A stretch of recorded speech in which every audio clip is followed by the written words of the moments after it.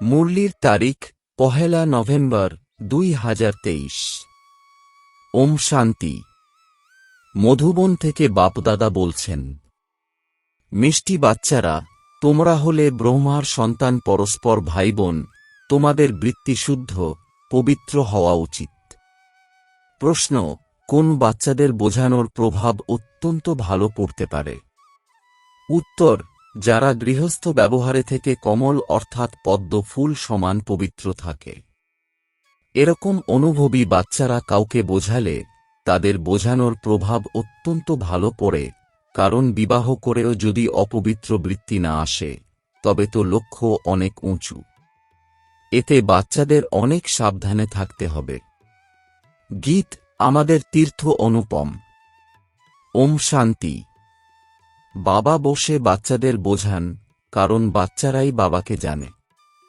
বাচ্চারা তো সবাই বাচ্চাই হয়, সব বাচ্চারাই ব্রহ্মা কুমার কুমারী। তোমরা জানো যে ব্রহ্মা কুমার কুমারীরা হল ভাই বোন, সবাই এক পিতার সন্তান, তাই বোঝাতে হবে যে বাস্তবে আমরা আত্মারা হলাম ভাই বোন, সবাই ভাই ভাই। তোমরা জানো যে এখানে আমরা একই গ্র্যান্ডফাদারের সন্তান, শিব বাবার পৌত্র, ব্রহ্মার সন্তান। এনার অর্থাৎ ব্রহ্মার লৌকিক স্ত্রী, সেও নিজেকে ব্রহ্মা কুমারী বলে, তাহলে তার সম্পর্ক সেটাই হয়ে যায়। যেমন লৌকিক ভাইবোন হলে সেখানে কোনো কুদৃষ্টি পড়ে না। আজকাল তো সবাই খারাপ হয়ে গেছে, কারণ দুনিয়ায় ডার্টি অর্থাৎ নোংরা হয়ে গেছে। তোমরা বাচ্চারা এখন বোঝো যে আমরা হলাম ব্রহ্মা কুমার কুমারী, ব্রহ্মার দ্বারা অ্যাডপ্টেড চিলড্রেন অর্থাৎ দত্তক হয়েছি, তাই ভাই বোন। এও বোঝাতে হবে যে সন্ন্যাসও দুই প্রকারের হয়। সন্ন্যাস অর্থাৎ পবিত্র থাকা, 5 বিকারকে ত্যাগ করা। ওরা হল হঠযোগ সন্ন্যাসী, তাদের ডিপার্টমেন্টই আলাদা। প্রবৃত্তি মার্গের লোকেদের সাথে কানেকশনই ত্যাগ করে দেয়, তাদের নামই হল হঠযোগ কর্মসন্ন্যাসী। বাচ্চারা, তোমাদের বোঝানো হয় যে গৃহস্থ ব্যবহারে থেকে দেহসহ দেহের সর্বসম্বন্ধ ত্যাগ করে বাবাকে স্মরণ করতে হবে। ওরা তো ঘর সংসারই ত্যাগ করে, মামা, চাচা, কাকা কেউই থাকে না। মনে করে শুধু একজনই আছে, তাকেই স্মরণ করতে হবে বা জ্যোতি, পরম জ্যোতিতে বিলীন হয়ে যাবে। নির্বাণ ধামে যেতে হবে।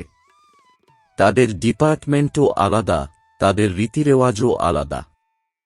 তারা বলে স্ত্রী হল নরকের দ্বার, আগুন আর কার্পাস তুলো একসঙ্গে থাকতে পারে না।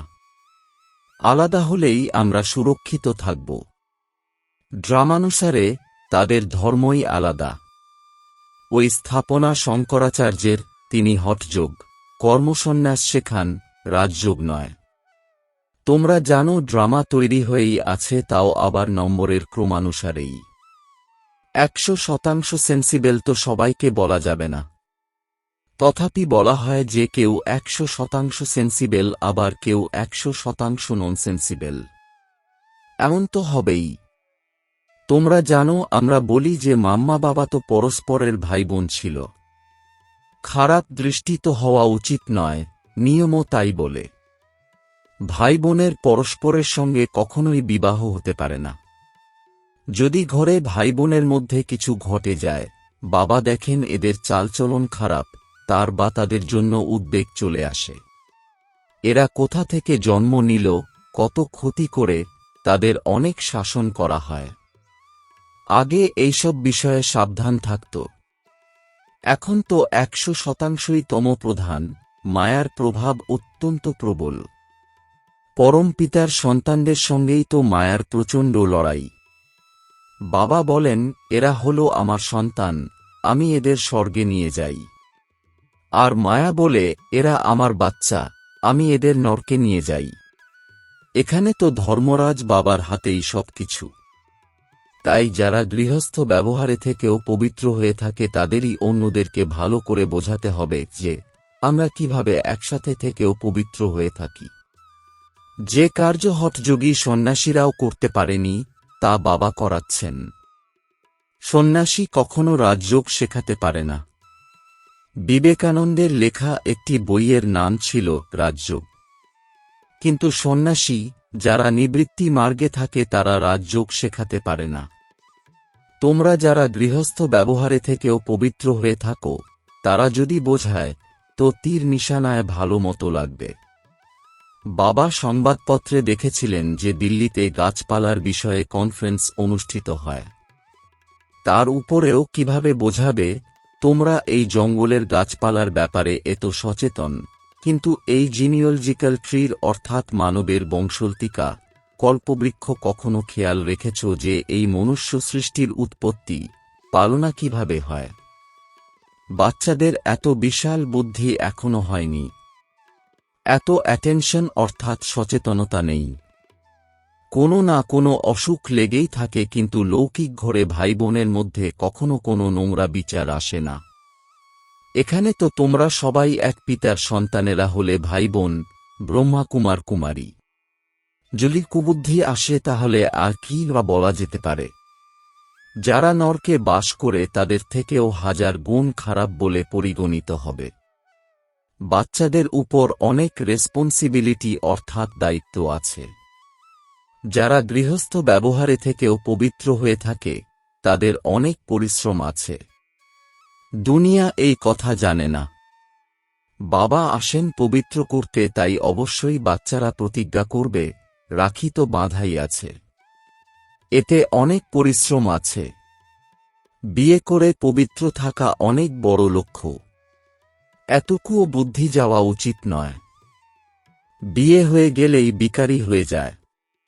বাবা এসে নগ্ন হওয়া থেকে রক্ষা করেন। দ্রৌপদীর কথাও শাস্ত্রে বর্ণিত আছে।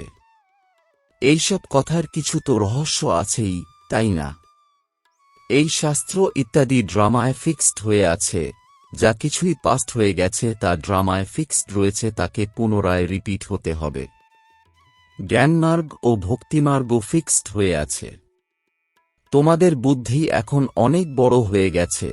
যেমন বাবার বুদ্ধি তেমনি মুরব্বী অর্থাৎ দায়িত্ব জ্ঞান সম্পন্ন বাচ্চাদের বুদ্ধি, যারা শ্রীমতে চলে। অনেক বাচ্চা আছে, জানা যায় না যে ঠিক কত বাচ্চা আছে। যতক্ষণ পর্যন্ত না ব্রাহ্মণ ব্রাহ্মণী হচ্ছে ততক্ষণ পর্যন্ত অবিনাশী উত্তরাধিকার পেতে পারে না। এখন তোমরা ব্রহ্মাবংশীরাই পুনরায় গিয়ে সূর্যবংশীয় বা বিষ্ণুবংশীয় হবে। এখন হলে শিববংশীয়। শিব হল দাদা অর্থাৎ পিতামহ, আর ব্রহ্মা হল বাবা। সব প্রজাদের প্রজাপিতা তো একজনই, তাই না? তারা জানেও মনুষ্য সৃষ্টির যে ঝাড় আছে তারও বীজ অবশ্যই হবে। সেখানে আদি অর্থাৎ প্রথম মানবও হবে, যাকে নিউ ম্যান বলা হয়। নিউ ম্যান কে হবে? ব্রহ্মাই হবে। ব্রহ্মা আর সরস্বতী নিউ ম্যান বলে বিবেচিত হবে। একে বোঝার মতো বিশাল বুদ্ধি চাই। আত্মাই বলে ও গডফাদার ও সুপ্রিম গডফাদার। আত্মা বলে যে তিনিই সকলের রচয়িতা, তাই না? তিনি হলেন উচ্চ থেকে উচ্চতম। এবার এসো মনুষ্য সৃষ্টিতে। সেখানে উঁচুতে কাকে রাখবে? প্রজাপিতা। এ কথা তো যে কেউ বুঝতে পারে যে মনুষ্য সৃষ্টির ঝাড়ের মুখ্য হল ব্রহ্মা। শিব হলেন আত্মাদের পিতা। ব্রহ্মাকে মানুষের অর্থাৎ ব্রাহ্মণ রচয়িতা বলতে পারো। কিন্তু কার মতানুসারে করা হয়? বাবা বলেন, আমি ব্রহ্মাকে অ্যাডপ্ট করি। নতুন ব্রহ্মা আবার কোথা থেকে আসবে? অনেক জন্মের অন্তিম জন্মে এনার মধ্যে প্রবেশ করি। এনার নাম প্রজাপিতা ব্রহ্মা রাখি। এখন তোমরা জানো যে আমরাই হলাম ব্রহ্মার আসল বাচ্চা। শিব বাবার থেকে নলেজ নিচ্ছি। আমরা বাবার কাছে পবিত্রতা, সুখ, শান্তি, হেলথ অর্থাৎ স্বাস্থ্য, ওয়েলথ অর্থাৎ ঐশ্বর্য নিতে এসেছি। ভারতে আমরাই সদা সুখী ছিলাম, এখন নেই। পুনরায় বাবা সেই আশীর্বাদই বর্ষা দিচ্ছেন। বাচ্চারা জানে প্রথমেই হল পবিত্রতা। রাখি কাদের পরানো হয়? যারাই অপবিত্র হয়ে যায় তারাই প্রতিজ্ঞা করে যে আমরা পবিত্র থাকব। বাবা বোঝান যে এই লক্ষ্য অনেক উঁচু। প্রথম থেকেই যারা যুগল তারাই বোঝাবে আমরা কিভাবে একসাথে ভাই বোনের মতো থাকি। হ্যাঁ, অবস্থা পাকা হতে সময় লাগে। বাচ্চারা লেখেও যে খুবই মায়ার তুফান আসে। তাই যারা গৃহস্থ ব্যবহারে থেকেও পবিত্র হয়ে থাকে সেই বাচ্চারা যদি ভাষণ দেয় তাহলে ভালো। কারণ এ হল নতুন কথা, এ হলই স্বরাজযোগ। এতেও সন্ন্যাস অর্থাৎ ত্যাগ আছে। গৃহস্থ ব্যবহারে থেকে আমরা জীবন মুক্তি অর্থাৎ সদ্গতি পাব।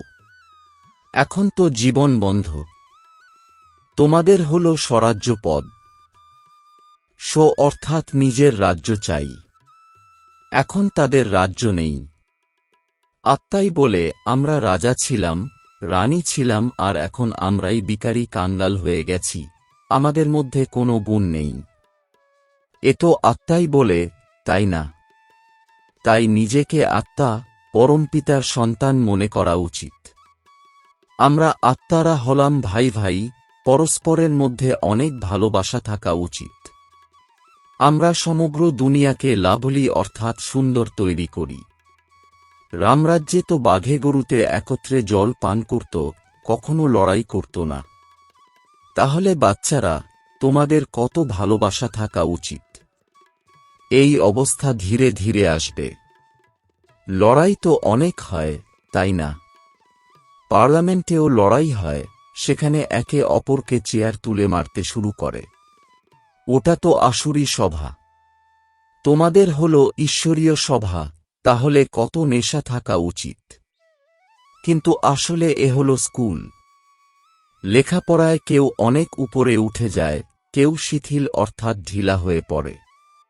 এই স্কুলও ওয়ান্ডারফুল, ওখানে তো স্কুল টিচার আলাদা আলাদা হয়, কিন্তু এখানে স্কুল টিচার একজনই, স্কুলও একটাই। আত্মা শরীর ধারণ করে শিক্ষা লাভ করে। আত্মাকে শেখায়, আমরা হলাম আত্মা শরীর দ্বারা পড়ছি। এতটা আত্ম-অভিমানী হতে হবে। আমরা হলাম আত্মা আর উনি হলেন পরমাত্মা। সারাদিন এ যেন বুদ্ধিতে দৌড়তে থাকে। দেহ অভিমানের জন্যই ভুল হয়ে যায়। বাবা বারবার বলেন দেহি অভিমানী ভব। দেহ অভিমানে এলেই মায়া আঘাত করবে। অনেকটা চড়াই চড়তে হবে। কত বিচার সাগর মন্থন করা উচিত। রাত্রেই বিচার সাগর মন্থন হতে পারে। এভাবেই বিচার সাগর মন্থন করতে করতে তোমরা বাবার সমান হয়ে যাবে। বাচ্চারা, তোমাদের সমস্ত জ্ঞান বুদ্ধিতে রাখতে হবে। গৃহস্থ জীবনে থেকে রাজযোগ শিখতে হবে। বুঝতে হবে যে এ হল আমাদের রাজযোগ। আমাদের ব্রহ্মা কুমার কুমারী কেন বলে, এই রহস্য বা ধাঁধা বুঝতেও হবে, বোঝাতেও হবে। বাস্তবে বিকে হলে তোমরাই। প্রজাপিতা ব্রহ্মা তো নতুন সৃষ্টি রচনা করে। নিউ ম্যান দ্বারা নিউ ওয়ার্ল্ড বানানো হয়। বাস্তবে সত্যযুগের প্রথম বাচ্চা যে হবে তাকেই নিউ বলা হবে। এ কত আনন্দের কথা। ওখানে তো খুশির বাজনা বাজতে থাকবে। ওখানে আত্মা আর শরীর দুই পবিত্র। এখানে এখন এনার মধ্যে বাবা প্রবেশ করেছেন। এই নিউ ম্যান কিন্তু পবিত্র নয়, পুরনোর মধ্যে বসেই এনাকে নিউ বানান। পুরনো জিনিসকেই নতুন করে দেন। এখন নিউ ম্যান কাকে বলা হবে? ব্রহ্মাকে বলা হবে কি? বুদ্ধির কাজ যেন চলতেই থাকে। ওরা থোড়াই জানে যে অ্যাডম ইভ কে। নিউ ম্যান হল শ্রীকৃষ্ণ, আবার তিনিই হলেন পুরানো ম্যান ব্রহ্মা। পুনরায় ওল্ড ম্যান ব্রহ্মাকে নব মানবে পরিণত করি। নিউ ওয়ার্ল্ডে নিউ ম্যান চাই। তিনি কোথা থেকে আসবেন? নিউ ম্যান হল সত্যযুগের প্রিন্স। তাকেই সুন্দর বলা হয়। ইনি অর্থাৎ ব্রহ্মা হলেন শ্যামবর্ণ, ইনি নিউ ম্যান নন। সেই শ্রীকৃষ্ণই ৮৪ জন্ম নিতে নিতে এখন অন্তিম জন্মে এসে গেছে, যাকে বাবা পুনরায় অ্যাডপ্ট করেন। পুরানোকেই নতুন বানায়। এ অতি গুহ্য কথা, বোঝার মতো বিষয়। নিউ থেকে ওল্ড, আবার ওল্ড থেকে নিউ। শ্যাম থেকে সুন্দর, আবার সুন্দর থেকে শ্যামবর্ণ। যে সর্বাপেক্ষা পুরনো সেই আবার নবীন থেকে নবীনতম হয়। তোমরা জানো যে বাবা আমাদের নবীন থেকে নবীনতম করে দেন। এ হল অত্যন্ত বোঝার মতো বিষয়। আর নিজের অবস্থাও বানাতে হবে। কুমার কুমারীরা তো পবিত্রই থাকে। আর আমরা গৃহস্থে থেকে পদ্মফুল সম হয়ে যাই, সদর্শন চক্রধারী হই। বিষ্ণুবংশীয়দের ত্রিকালদর্শীর নলেজ থাকে না। ওল্ড ম্যান অর্থাৎ ব্রহ্মা হল ত্রিকালদর্শী। এ কতই না বিচিত্র কথা। ওল্ড ম্যানই নলেজ নিয়ে নিউ ম্যান হয়। বাবা বোঝান ওটা হল হঠযোগ আর এ হল রাজযোগ। রাজযোগ অর্থাৎ স্বর্গের বাদশাহী অর্থাৎ রাজত্ব। সন্ন্যাসীরা বলে সুখ কাকবিষ্ঠা সমান, তাই ঘৃণা করে। বাবা বলেন নারীরাই হল স্বর্গের দ্বার। মাতাদের উপরেই কলস অর্থাৎ জ্ঞানের কলস রাখি। তাই শুরুতে বোঝাও শিবায় নম ভগবানুবাচ। আওয়াজ যেন শক্তিশালী হয়। আচ্ছা, মিষ্টি মিষ্টি প্রশিক্ষার্থী বাচ্চাদের মাতাপিতা বাপদাদার স্মরণসহ স্নেহসুমন আর সুপ্রভাত। আত্মিক পিতার আত্মিক বাচ্চাদেরকে জানাচ্ছি নমস্কার। ধারণার জন্যে মুখ্য সার। আমরা আত্মারা হলাম ভাই ভাই, এই নিশ্চয় পবিত্রতার ব্রতকে পালন করে নিজেদের মধ্যে স্নেহের সাথে থাকতে হবে। সবাইকে লাভলি বানাতে হবে। 2 বিশাল বুদ্ধি ধারণ করে জ্ঞানের গুহ্য রহস্যকে বুঝতে হবে, বিচার সাগর মন্থন করতে হবে। মায়ার আঘাত থেকে সুরক্ষিত থাকার জন্য দেহি অভিমানী হয়ে থাকার অভ্যাস করতে হবে। বরদান, জ্ঞান অমৃতের বর্ষণ দ্বারা মহান হওয়া জীবনমৃত ভব। এর বিস্তার, তোমাদের মতো বাচ্চাদের উপরে বাবা জ্ঞান অমৃতের বর্ষণ করে তোমাদের মৃত থেকে মহান করে দিয়েছেন। জ্বলন্ত চিতা থেকে উঠিয়ে জীবন মৃত করে দিয়েছেন। জ্ঞান অমৃত পান করিয়ে অমর করে দিয়েছেন। মানুষ বলে থাকে ভগবান মৃতকেও প্রাণ ফিরিয়ে দেন, কিন্তু তিনি তা কিভাবে করেন তা মানুষ জানত না। এখন খুশির কথা হল যে দেহবোধের কারণে আগে যারা মৃত মানুষের সমান ছিল, এখন তারা সেই মৃত অবস্থা থেকে মহান হয়ে গেছে। স্লোগান, ধর্মে স্থিত হয়ে কর্ম যে করে সেই হল ধর্মাত্মা। ওম শান্তি।